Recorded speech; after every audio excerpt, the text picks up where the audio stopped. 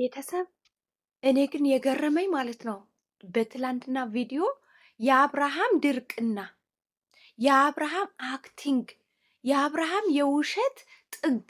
እኔ ወንዶች እንዶ የሆነ ነገር ወይ አጠጥተሽኝ ይሆናል ወይ የሆነ ነገር ይሆናል ብለው እንኳን የሆነ እንትን ይሄ ለማስተባበል ይሞክራሉ። እሱ ግን ግግም ማን ነው እዚህ ጋር ያመጣኝ እንዴ? ማን ነው እዚህ እንዳለችውን ፍቅር ማለት ነው ፕሮግራም እንደነበራቸው ያውቃል። አብረው ሆቴል ሻይ ቡና እንዳሉ ያውቃል። ምሳ እንደጋበዛት ያውቃል። አብረን እናሳልፍ እንዳላት ያውቃል። ሆቴል እንደነበሩ ያውቃል። ምኑ ነው ያላወቀው? አብረው ሲተኙ ሲነሱ አየ። እኔም ምን አይነት ድራማ ነው ቆይ ሴቶቹ ላይ እየፈጸምክ ያለኸው? አሁን በህግ እንዳትጠየቅ ነው? ልጅቷ አስገድዶ ደፈረኝ እንዳትልህ ነው? እኔ አላቅም ብለህ በዚህ ደረጃ ግግም። ጭራሽ እኮ የሆነ ምንድን ነው ይሄ መርዝ የነካ ይመስል እሷ ልክ ጫፉን ስትነካ እንደሆነ ነገር እንደ ፌንጣ ይዘላል ማለት ነው እንዴ።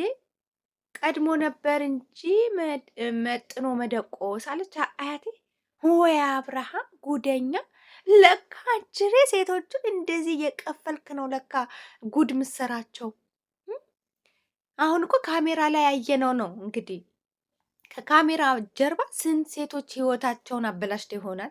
ይህኔ የስንት ሴቶች የአረብ ሀገር ሴቶች ህይወታቸው ቅርጥፍ አድርገህ ይሆናል። ወርቅ ያመጡልሃሉ፣ ብር ያመጡልሃሉ፣ የቤትህ ዕቃ ይላኩልሃሉ። ሲመጡ የምትቀበላቸው የአረብ ሀገር ሴቶች አሉ። ይህንን እናውቃለን። ማናቅ እንዳይመስልክ። በጣም ብዙ ሴቶች ከአንተ ጋር ተገናኝተዋል።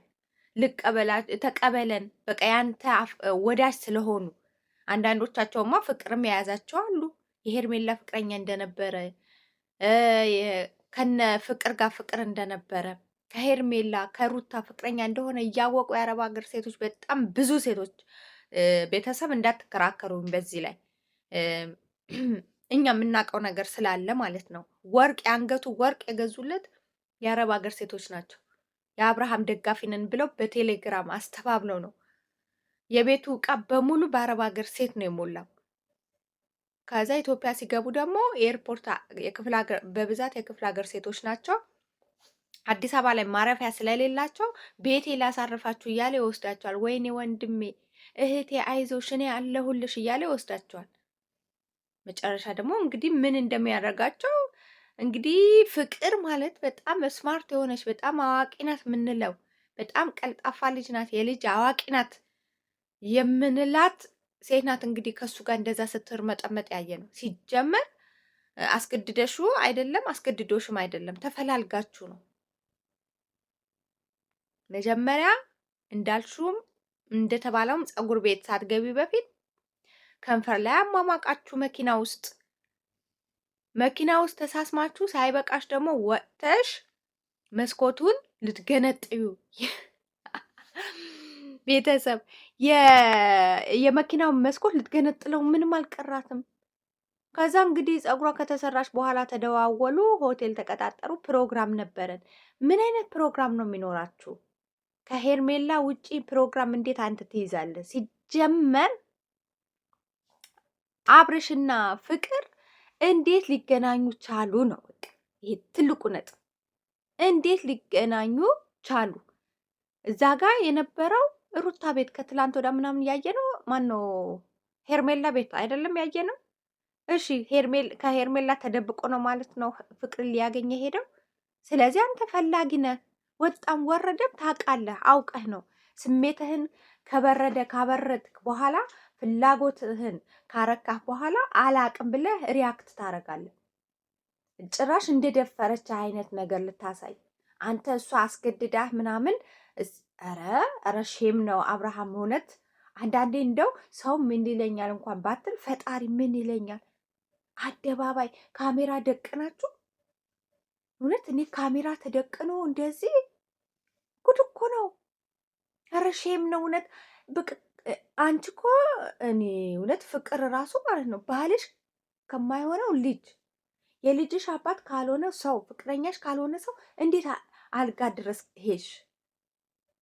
እሺ ከሱ ጋር አብረሽ መተኛትሽ ካወቅሽ በኋላ ምንም አይነት ስሜት እንደውም እሱ ነው የተጨነቀው። ወንዱ እኮ ነው የተጨነቀው። እንዴት አንቺ አትጨነቂም? እንዴት ለክብርሽ አትጨነቂም? እንዴት ካሜራ ደቅነሽ እንደዚህ አልጋ ላይ ትገኛለሽ እንዴ? አሁን ምን ልትሉ ነው? ካሜራ አላየንም ልትሉ ነው? እሺ ሩታ ማናት ሄርሜላ መጣች። በሩ ማን የከፈተላት? በር ጭራሽ በር ከፍታችሁ ነው እንደፈለጋችሁ የምትርመጠመጡት? የሆቴል ውስጥ ሆቴል ውስጥ ገብታችሁ ከሆነ እሺ፣ ሆቴል ውስጥ አይቆለፍም ነው?